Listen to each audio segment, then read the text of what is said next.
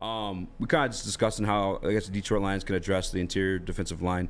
They haven't really they haven't done so in the offseason so far. Not through free agency. Obviously, we still have the draft coming up, and they retained a couple players, but they didn't add anything. Correct. Yeah, Bugs, Benito they brought back too, if I'm not mistaken. And Kaminsky.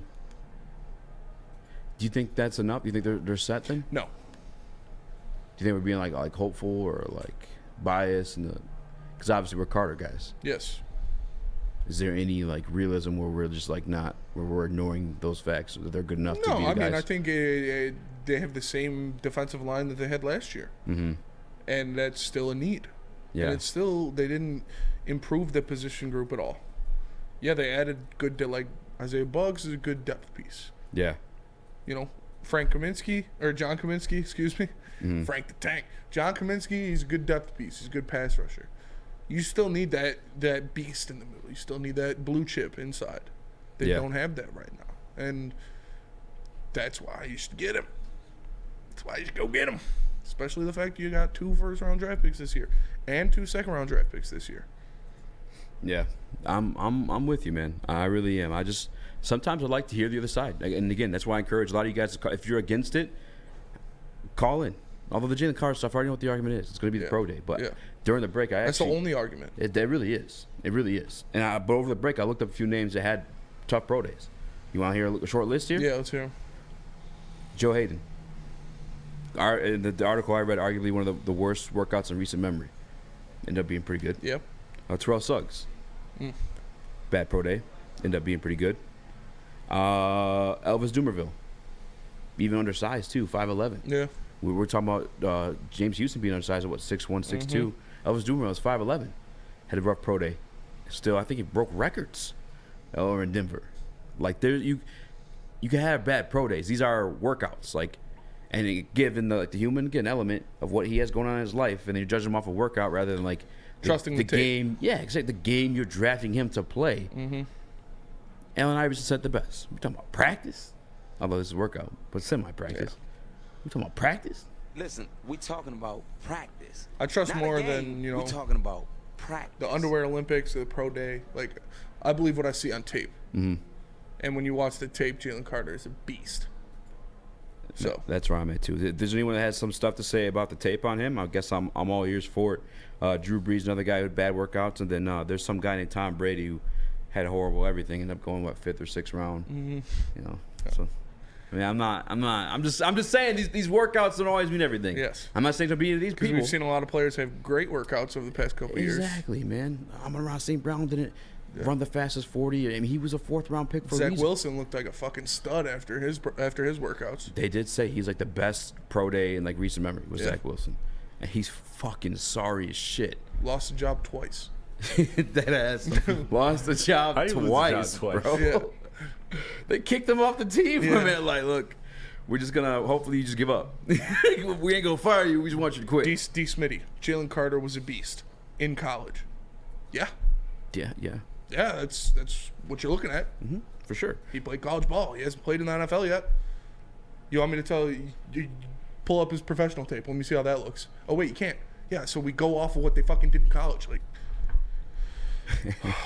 Like that shit. So he was good in college. It doesn't mean he's gonna be good in the pros. All right, then what the fuck are you looking at anything for? Just guess people by their names. That'd be fun. That'd be a fun draft to do. We'll have one of the Lady Jane's girls actually. Honestly, that'd be a fun thing to do. Just have them pick like through like the names of the first round prospects. Yeah, just like see how close they are. Mock drafts. Honestly, I'm down for that. I like Clayton Tune. I'm gonna take him first overall. Welcome to the heavyweights. We're talking about the heavies on the defensive side of the ball. I think Brad Holmes just kind of showcased he loves addressing the heavyweights, both the sides of the ball. Penei Sewell, his first ever pick. Aiden Hutchinson, his second first round pick. He likes to address that, the heavies. He likes the what girth. they do. He likes the girth. Yeah. Now, I mentioned something before we went to break, Spinny, and you weren't a fan of it. And I necessarily wasn't always a fan of it either. It's the tight end position. But it's a specific name at the tight end position. Think about how this football team is built. I know they have the Ferraris and Maseratis at the wide receiver position, but they still like those toy formations, toy like a toy gun. Yes. You know what I'm saying? They like having those extra tight ends out there. Yes, they do. They like throwing extra offensive linemen at the tight end position to run the football. They still prioritize running the football. Darnell Washington. This dude is, and I don't know if I'm comfortable with it at 18 yet. But I'm just opening up to the second round a little bit. If he's going to be there. I'm cool with them in the second round. Dude's a freak. Yeah. Can you imagine an offensive line, same Penei Sewell and Darnell Washington on the same side? Yeah. Also having like an option for that guy to run out there and catch something for you? Either Yeah, of get both of them. Yeah, either of them You are an ain't option to lying. go out there and You catch. ain't lying. Yeah. Look, I'm again not first round. It's fucking weird, and it trips me out. But I did imagine how much they like the big guys. Yeah. And then him on the same side of Penei. I like them big. I like him chunky. Dude. He does though. We What? should make that meme. With Brad Holmes. Yeah. Oh, for sure. Moto likes you. He hit Brad Jalen Carter. Holmes. Yeah. Moto like you. He does though, dude. I don't hate Darnell Washington in the second round at all, but not at 18. No, thank you. What about because like you've done Good day, sir. I said good day. No, hear me out. I said good day. You've done these mock drafts. Yeah. We've done the mock draft exercise. Yes. Tell me you haven't, because of how fucking a badass free agency he's had. Tell me you haven't got to like 18 and maybe even 6 in some instances. You've been like, fuck, bro. Like there's like a lot we could just go here because Brad's really addressed everything in free agency outside of like defensive interior. Yeah, but no tight end in the first round. No. But think of him, No. as like a lineman too, though. No. What if? No. What if?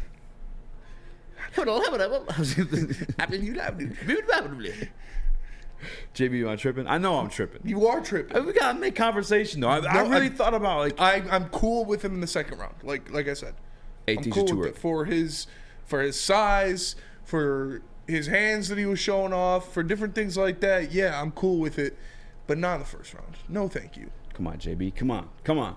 Help brother out. First round, no. God, No. I'm Not not in the cool. first round. I mean, I It's don't want not a first round. position of need that You're you good. need right there in the first round. Second, third, anywhere beyond that, that's fine. I'm cool with you going to take a flyer on him, a tight end, or if not him, someone else. But no, first round, that's a pass for me. Hard pass. I'm cool. Spike Lee's out on it. Spike Spike Lee's Lee's out, yeah. That's Spike Lee impressionating and being out on tight end in the first round. Spike Lee, what do you think of drafting a tight end in the first round? I think you could use some resources elsewhere. Hard pass, homie. Hard pass. Look, I, honestly though, guys, I never said I actually want him in the first round. Just for pure conversation, I gotta entertain it a little bit. But he's growing on me as a prospect. That's all I want to put out there.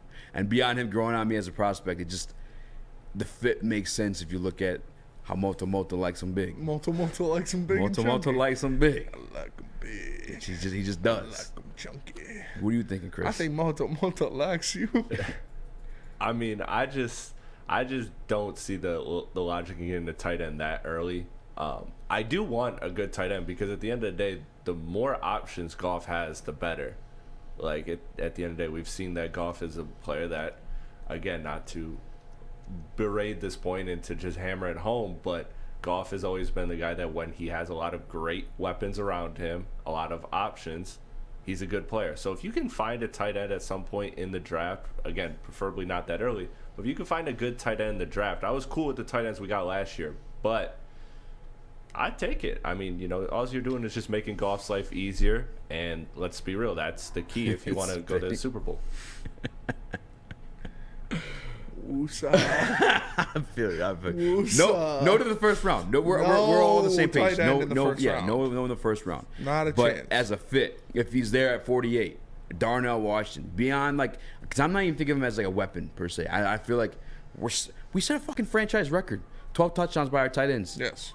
This year. Yes, he did. I'm good. Like, we don't need to dress a tight end as a we weapon. have. But as like a blocking weapon, a Darnell Washington who has like versatile, a true meaning of a tight end. Like I'm not looking for a fucking Kyle Pitts. Kyle Pitts. I'm not looking. You know what I'm saying? Look But for like, like a George Kittle. yeah. And I was listening to actually our guy Scott Black made a George video Kittle. this weekend. No, think of. Listen, this one's wild, but I'm thinking the frame, not Black George Kittle, Black Gronk. He's a big boy. He is big. He's way bigger than George Kittle. He's a big guy. And you saw him make that one-hand catch at the combine too. Like He's a big guy. But come on, He could be a blocking tight end for you. Gronk is I know. Gronk, Arguably the best tight end of all time. But he's bigger than Kittle. I had to do someone bigger than Kittle.